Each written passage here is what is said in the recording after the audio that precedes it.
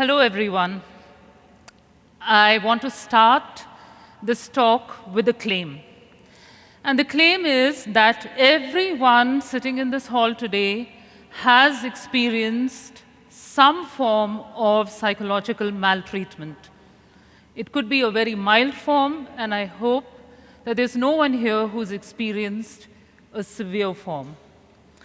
You might wonder what psychological maltreatment is. It seems, when I first started researching it and looking into it, it seemed to me extremely nebulous.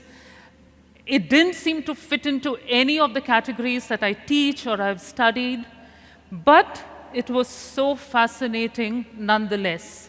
Fascinating because it's so insidious, it's so prevalent, and all of us, as I had said, have experienced it at some point. And sadly, all of us adults in this room are also guilty of some form of psychological maltreatment or the other. So I don't think this is going to be a very long session, but my focus is on helping all of us identify patterns in ourselves that could be contributing towards what psychological maltreatment is. We'll arrive at a definition soon, and perhaps make that change in us by recognizing these patterns so that we do not commit acts of psychological maltreatment towards children who are in our care. So first, a definition. This has been taken from a standardized place, but I have paraphrased it. I'm not great at memorizing things, so you will not get a word-to-word definition. Psychological maltreatment can be considered as an act of omission. It can be considered as an act of commission. You could have intended it. It could be unintended. But it has created in a child in our care, whether that's your child as a parent, children in our care as educators, or anyone in the wider community, that has created in these children long-term patterns of either social, cognitive, emotional, and in some extreme cases, even physical, retardation, backwardness, and an inability to thrive. So what are these patterns that I am talking about? Let me go back to the time when I was in school. I went to an extremely traditional school, extremely rigid discipline, extremely rigid values, a place where you were measured by certain measures of success that I could not adhere to. For example, I could not study or understand mathematics. To me, it was this strange, complex world that I had somehow been alienated from. But because I couldn't perform well in mathematics, that became the frame of reference through which all my teachers understood me, approached me, and even decided who I was. I was defined by who I wasn't, and I wasn't defined by who I was. I had a wildly creative imagination. I always wrote stories and poems and felt just absolutely safe in this world that was all of my own. But that wasn't important for success. That wasn't important to showcase a student who would get a 99% in CBSE. People who might have studied CBSE here, if you know, you know. So what are these patterns that I saw on reflection many, many years later, now that I'm very much middle-aged? What were these patterns that my caregivers had that I identify now, certain patterns or words. When you have told your child, whether you're being condescending or whether you mean it, or if you've become frustrated, we all become frustrated with children, right? And you've used language. To me, it was, you won't amount to anything much. Maybe you should just consider getting married. Maybe you should just be a housewife. Things and set ways of thinking that someone had already decided for me that I had never even thought of for myself. Patterns or words, right? Consistent patterns or words. I have a friend. She is very successful now in Australia, but she was a product of our Indian education system. When she topped her school in grade 12, getting more than 95, 96%, whatever was the acceptable percentage then, right? Now it's 99.9, and even that isn't good enough. She went on to study science. She did STEM subjects, and then she went on to do her master's in microbiology. When she finished her master's in microbiology, she topped her university. She topped her university at 75%. Sounds so much, much lesser than 96 or 97, doesn't it? So when she phoned her mother, she was in Manipal, her mother was in Bangalore. She phoned her mother and said, I topped the university. Her mother said, how much did you get? And she said 75%, and oh, her mother wasn't happy, because in her mind, that was a frame of reference. 75 doesn't sound very great. Be careful. All of us need to be careful, and I can only speak as an educator because that is my experience. We need to be careful of the language that we use to communicate with children. Very often, as adults, and because we are products of our experiences, and we can't always be careful, we can't always be mindful, we do behave in ways in which we emotionally disconnect with a child, right? An emotional disconnection could be an inability or an unwillingness to see things from a child's perspective. I have been told growing up, I have heard growing up, that each time I cried or someone felt low or communicated what I now understand are things, symptoms of anxiety and depression, all I was told, and what we tell young children is, come on, pull yourself together, don't be so weak, you can do better than this, oh, just forget about it, you have to be stronger than this. This is an emotional disconnect and an inability to understand where a child is coming from. What does this result in? It results in dissatisfaction, right? As adults, for various reasons, we do experience dissatisfaction, and in many cases, we experience what's called an aversion to happiness. You find yourself wanting to be happy, but behaving in self-destructive ways that stop you from being happy. Think about patterns that you experienced when you were growing up, and now think about how those patterns might unconsciously be repeated by you, and see how you can prevent those. I'll be talking about that a little later. Do not have a single one. One of the problems that happens that leads to psychological maltreatment is having a single frame of reference. The aspect that you're seeing of a child is just that. You are just seeing that aspect. You do not know your child, or I do not know my students beyond one aspect. And if all I define someone is, again, he's fidgeting in the class, he's not focusing, she's as usual on her own trip, when I'm making those decisions in my mind, as I'm teaching, I am making conclusions about an aspect of that person that does not necessarily define them. Very often in my English classes, I find this distinction between students who perform very well in math and perform very well in English. And it is true that sometimes those who don't perform well, those who do perform well in math, don't perform that well in English. I can't help but think back of the time I was in a boarding school, and I can't help but think back of the time when me and my friends did an exchange. I wrote their poems and stories, and I copied their math homework, right?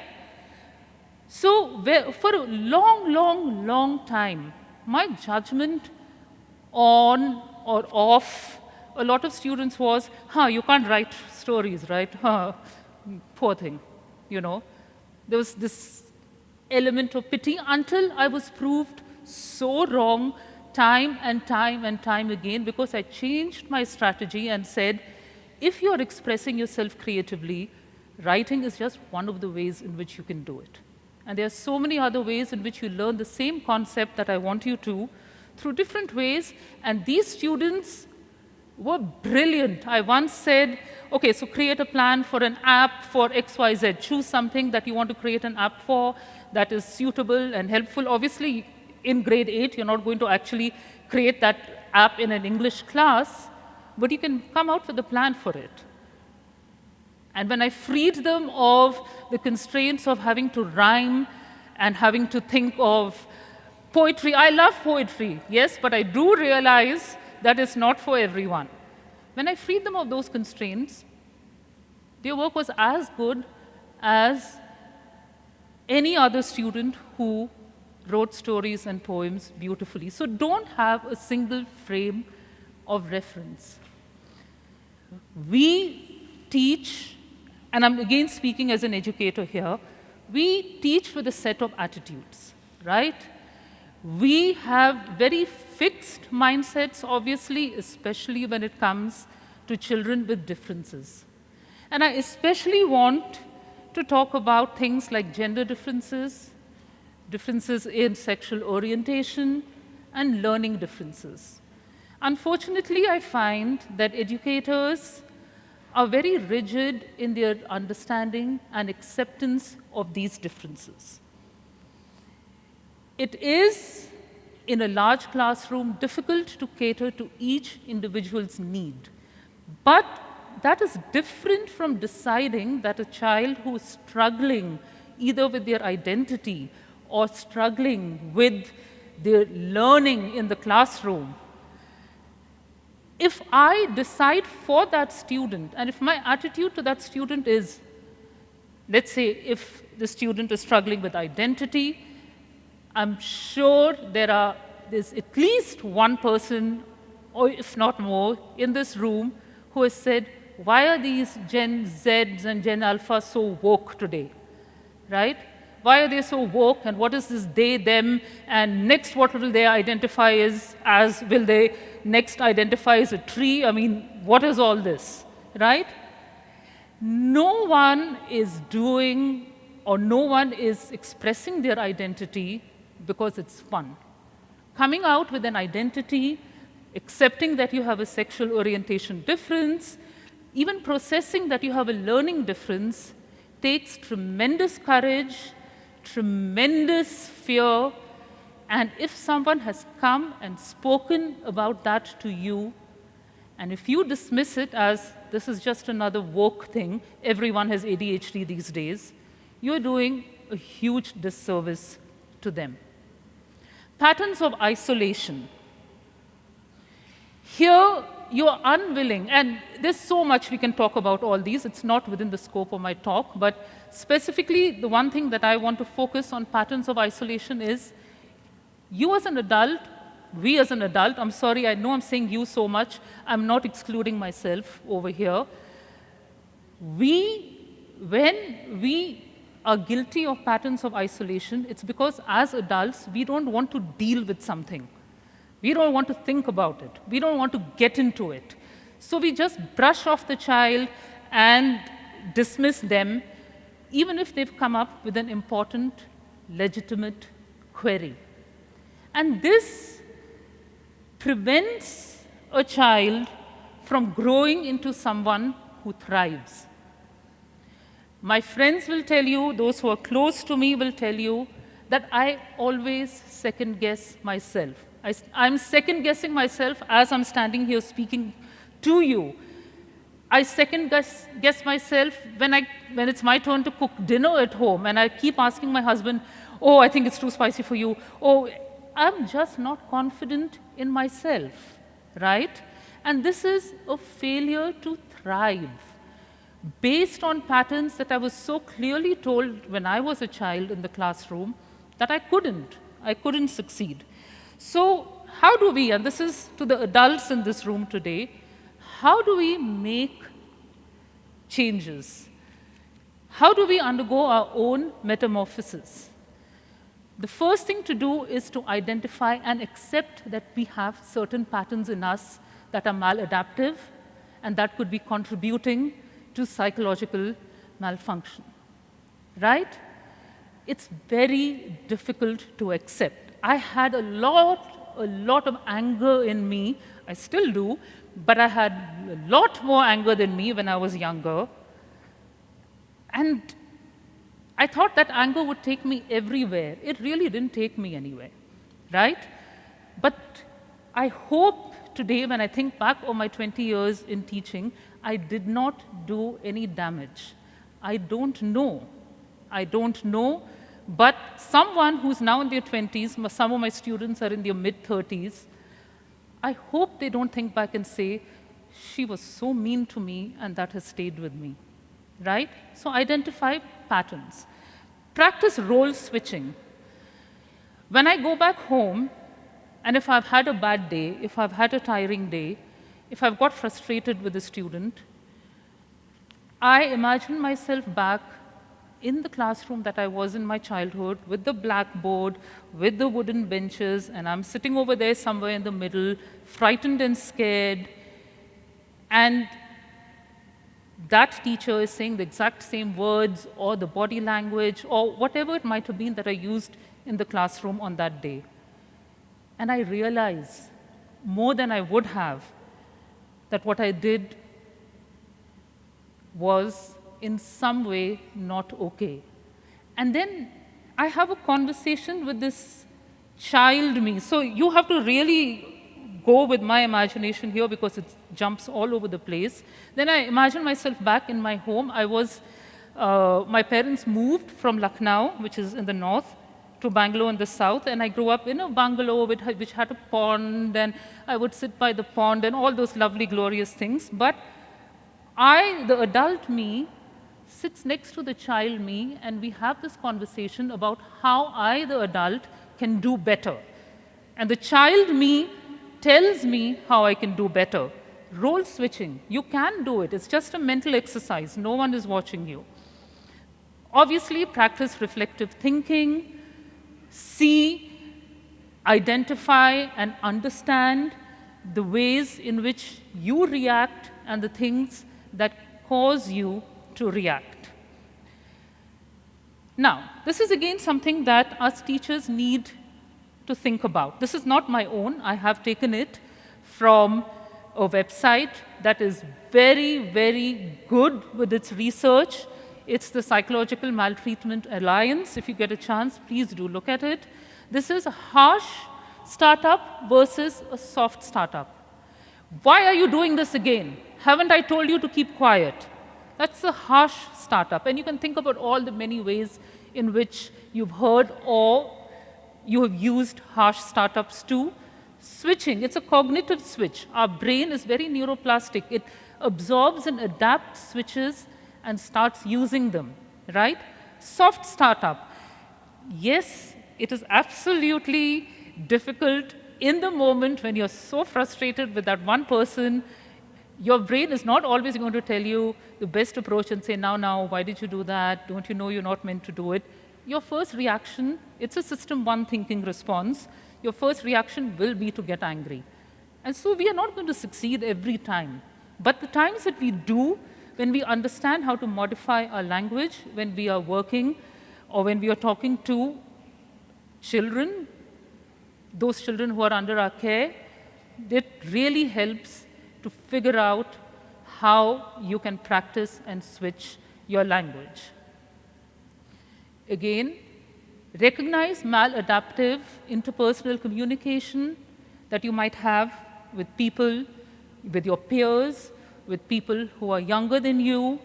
Think about the decisions you made about people, the decisions that you made about yourself, because those always reflect on how we behave. As I mentioned, please don't identify and decide who a person is just by seeing an aspect of them. Don't become the adult you spent your childhood hating. Talk to that little child that is still in you, and each time you see a pattern in yourself that is harming a child, think about ways, hear that little child, hear what they have to say, and they will give you the best advice. Thank you.